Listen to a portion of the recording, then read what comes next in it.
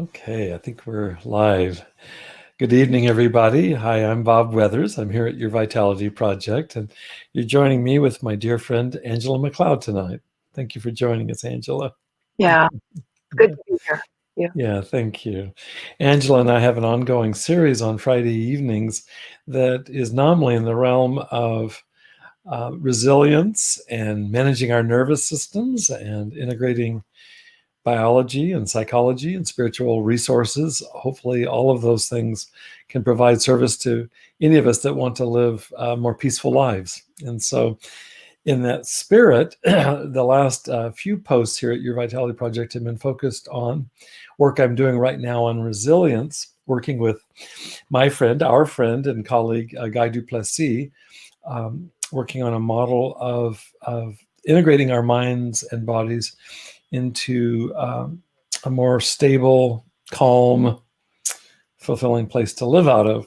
And we have different languages for that. And I like very much the fact that you and I bring a similar commitment, I believe, to the field, but also come from different traditions. And I love the diversity, and I love the intersection also of what we bring, Angela. It's good. It's good.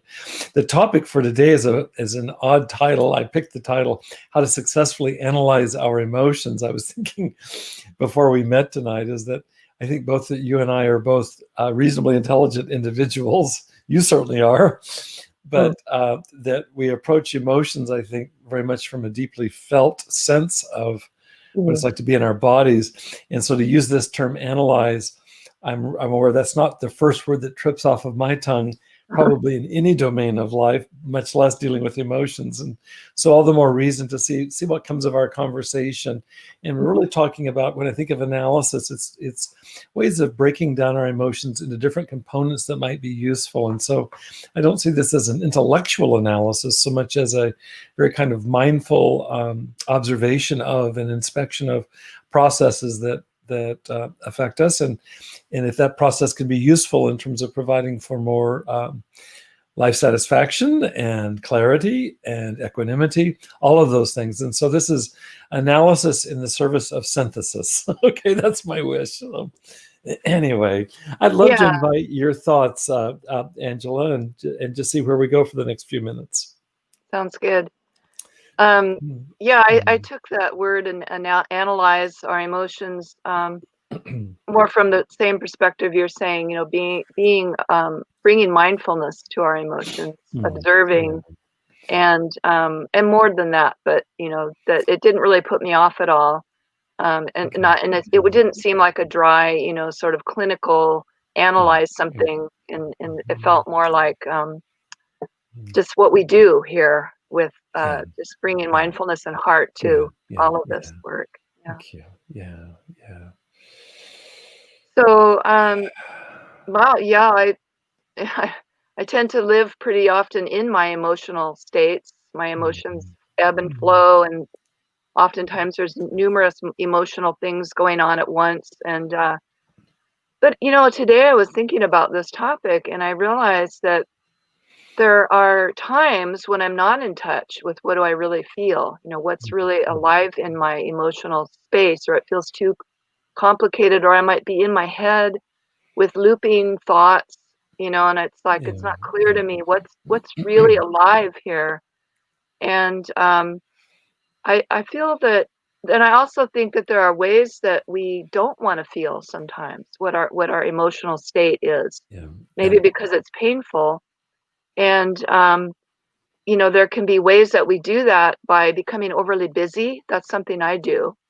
I can get, I'll just get busy on something that I need to be doing. And or I can collapse into addiction, which is something that I've done a lot of my life. You and me both. And another one for me is projecting it outward. So I can be critical of other people or situations and kind of get stuck in this sort of analyzing them, or justifying my position by projecting and blaming other people. And I've been becoming really interested in the feelings, the emotions that are underneath that, those kind of things that cover the emotions or disconnect me from really Mhm. experiencing my emotions Yeah. in a positive way. Say So more about that last. Yeah, say more about that. um, Yeah. Mm.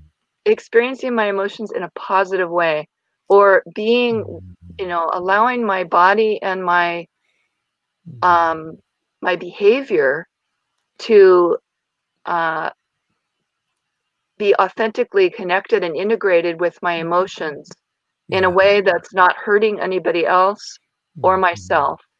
Yeah. So a Mm. very recent experience, and I was working with the mapping that you shared in the post. Mhm. And I do get a little bit confused sometimes because I have other models and mapping Yeah. processes that I Yeah, you use. sure do. Yeah. But I also, like you Mm. said earlier, I enjoy sort of the intersection of different models and different Mm. ways of doing things. But very recently, a close friend of mine became involved with somebody in sort of a new love relationship. And my first response, I felt envy. I was able to recognize that I felt envy, but then it kind of got clouded in really quickly with some of these other, numbing, getting overly busy, feeling a little pissed, just sort of this weird Yeah. quagmire of emotions. And so when I was trying to work with the mapping, I realized that you said pick an emotion that's troubling you. And I realized right away that I had at least a couple, Yeah. and so in a way that was helpful because I thought, okay, well then I'm going to focus on one and work with that with this mind Mhm. mapping, Mhm. mind body mapping. Mhm. Um, I think I'm losing track of that other question. Oh, okay. So by choosing to take the time and make a little space for working with the mind mapping, that was a big deal. That was a big, if you don't do anything else, just saying, I'm going to make some time for this. Yes. How much of the time in our day-to-day life do we actually pause with a troubling emotion and Yeah. turn toward it and work with it a little bit? And so that in itself was really helpful. Mhm. And then what I noticed was that my first reactions off any of those things, get really busy, blame, get into negative thinking, they actually disconnect me from feeling the raw energy in my body Yeah. of the envy, which really envy is very painful to Yes, me. it is. Yeah. It's Yeah, me painful. too. And Absolutely. so when I turn toward it, and I also have this beautiful studio space where I get into my body, and I use one of the things you've said to me a long time ago. You said, how does your body want to move with this? And that just at the time that you first said that to me, I wasn't doing much movement, and that was a huge door opening for me Beautiful. to, Beautiful. work Yeah. with. For me, now this may not be what somebody else wants to do. Mhm. Mhm. So for me, what I realized is that I could move and feel my envy in a way that was helpful to me. And Yeah. it didn't turn outward and hurt or blame anybody else. I wasn't numbing or avoiding myself or hurting Yeah. myself. Yeah. And that was pretty challenging because it meant Mm. that I had some pain and grief to feel. Yeah. Yeah. And then I went back to the paper and the map, Okay. and I Mhm. started looking at the thoughts. Then I had some Mm. clarity about, the thoughts, and it connected in with some negative storylines, Mhm. that are kind Mhm. of hidden under the surface. Yes. Like, I'm Yeah. always gonna be alone, that's what Yeah. it kinda connected into. So outwardly, the situation in my life provoked envy, Mhm. and I could have fought that and kind of been irritated at Mhm. my friend, but going inward and feeling the Mhm. feelings and listening to what were the stories and the deeper Mhm. pain, and there was this pain of I'm always gonna be alone, Mhm. which is a deficiency story that I carry. Yeah. It's like a Yeah. negative self looping Yes. Yes. story. Yes. Yes.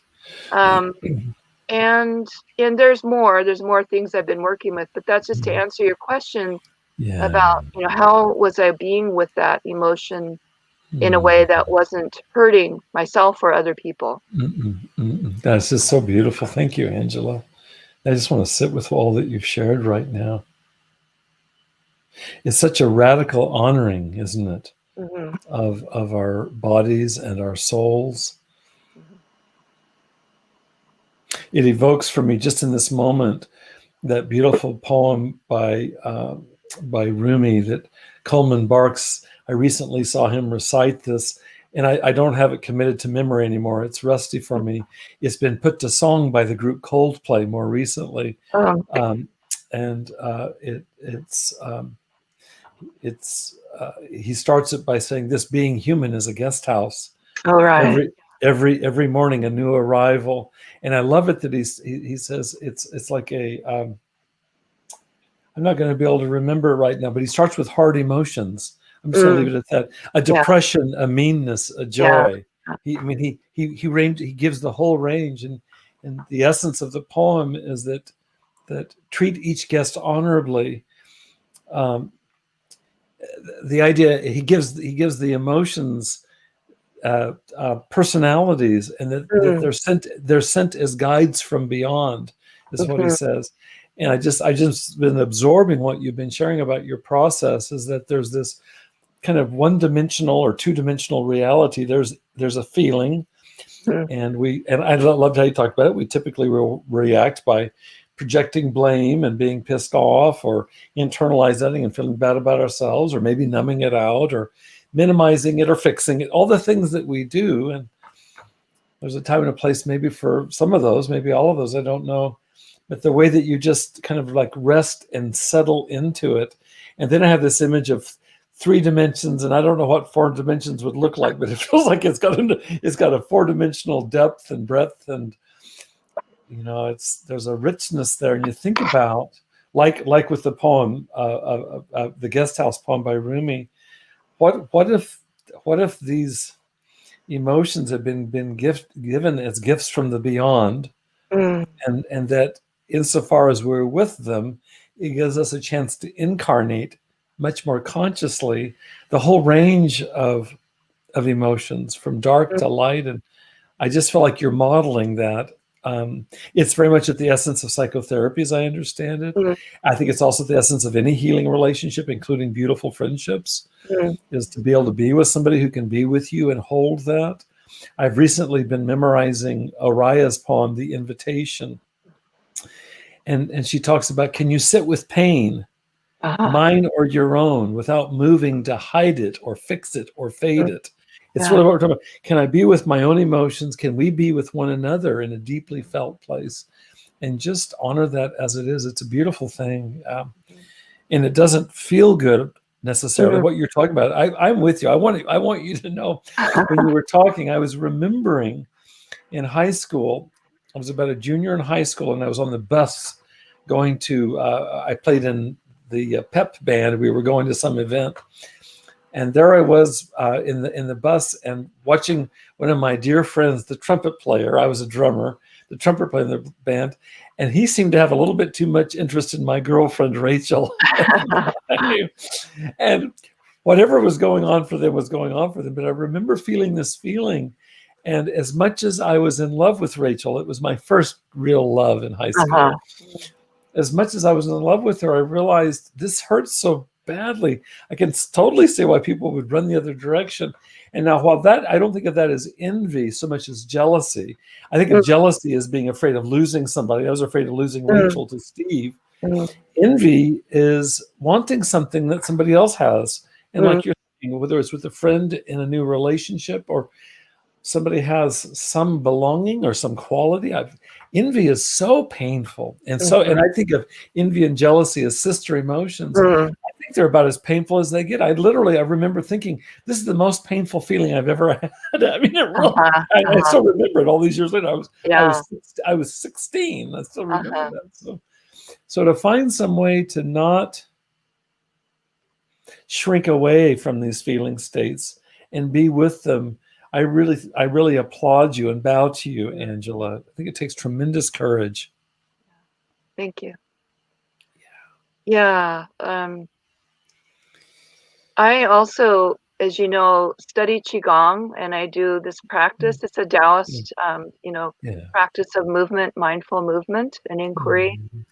And I also feel that the emotions, in my experience, are very body-based. Mhm. For me, that's how I Yeah. experience them. I mean, I Yeah. might think something, and it might rise to the level of my thought, Yes. I'm sad, but Yeah. it's often very, very connected to how I'm feeling in my body Yeah. and in the Yeah. energy of that. Yeah.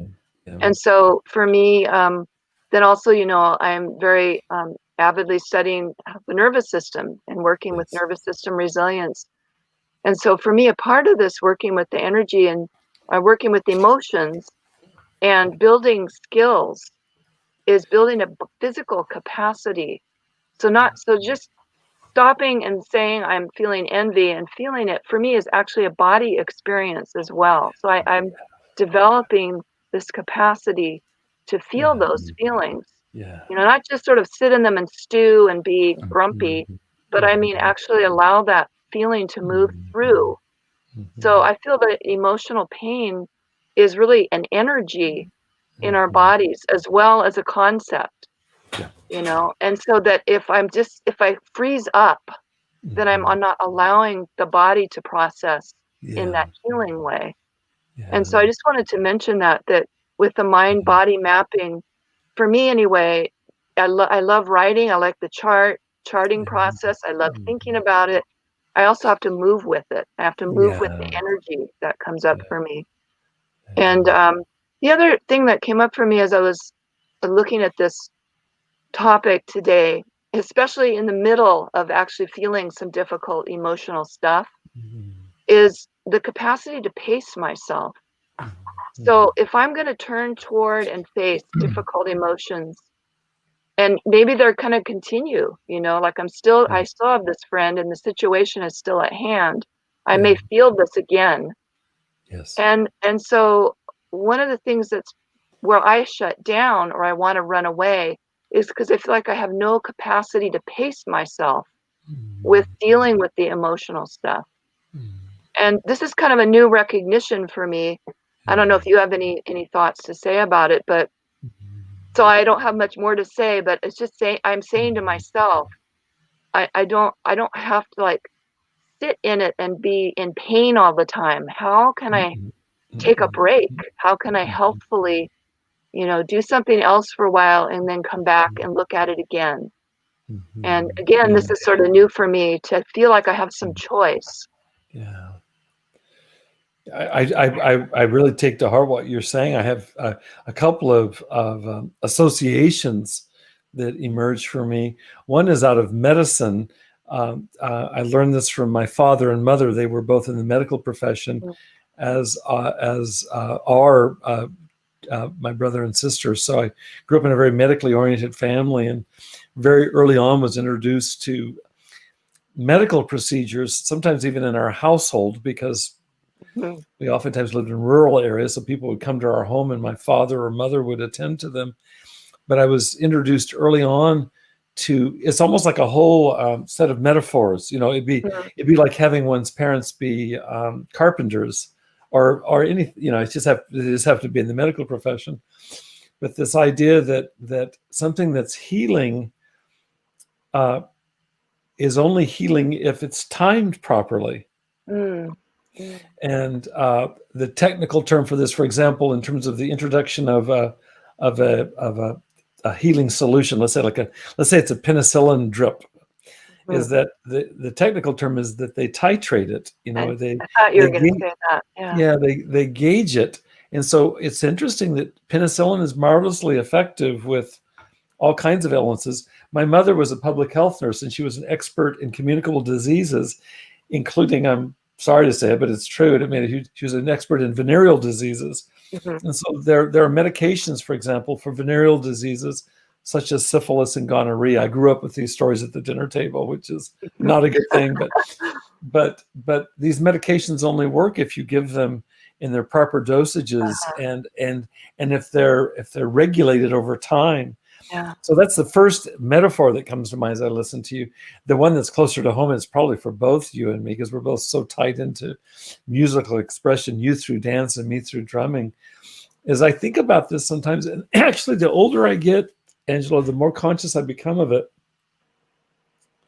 is that that's really my goal. That's my role as a drummer, is kind of breaking up and manipulating time, in musical notes. But most of my drumming is not pitched; it's unpitched. People are playing flutes and pianos and guitars, and I'm actually marking time in different ways.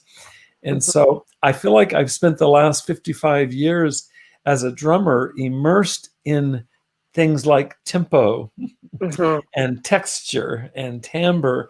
And I notice it when I speak. It's an odd thing to say because I think it'll translate to you. But when I speak, there'll be pauses that if I was drumming, I would use the same pauses. It's again about tempo. There are times, and I bet you can relate to this. I think it's implied in what we're saying in terms of handling difficult emotions in relationships. There are times in a conversation that it's moving too fast, and it's a tempo thing for me, and I feel it in my body. I have to say there are times that the conversation, I can remember certain individuals I've worked with in various settings, their tempo is too slow. It's just so irritatingly slow. And I realize it's completely subjectively derived. I mean, it's my subjective experience. They might be fine being slow, but I'm not fine being with them being slow. And so and that has nothing to do with the content per se of what they're saying. It's literally this issue of timing or tempo or pace. And I think all of them really matter. I've got a book. It's not here. It's at my office. I think it's called, it's written by an anthropologist, and it's something like hidden language. That's not quite it, but the whole book is about what we're talking about. The whole book is about this issue of timing and pace in the nonverbal realm. So if it's that case in communication, then how could it be any different in terms of our psyches, our souls, our bodies, our emotions? Is that to give ourselves the luxury of time. Rumi has another poem where he says, one gives birth to oneself gradually. What 40 early mornings, what 9 months of gestation do for an embryo, 40 early mornings will do for your gradually growing wholeness.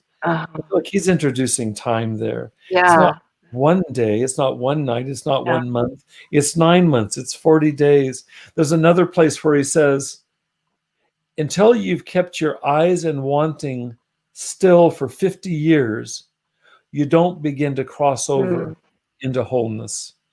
And I think about that. I mean, 50 years. And so he's got this span. And so let's give that to ourselves, right? Yeah, I love that you bringing in the poetry and everything in this situation. It's really great. I wanted to share one more thing about not being able to identify emotions. I have some friends, I have talked to some people about, another friend of mine who said, I don't.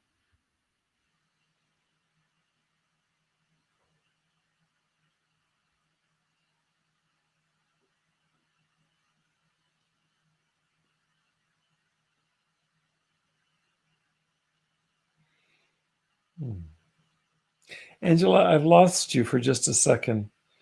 I think our connection, I think it got stuck there. I'm hoping it unsticks. If anybody's watching this right now, and some are, just be patient.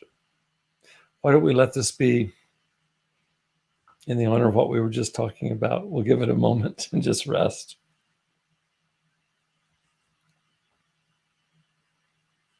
For you all to know, I'm online from Southern California, and Angela's online from Northern Washington. She's coming back. I think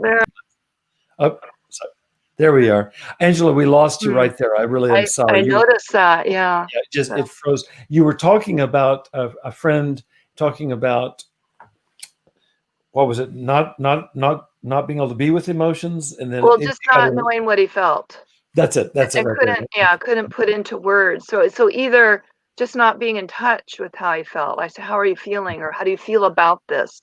Yeah, And he had this big long pause, and he said, "I don't know."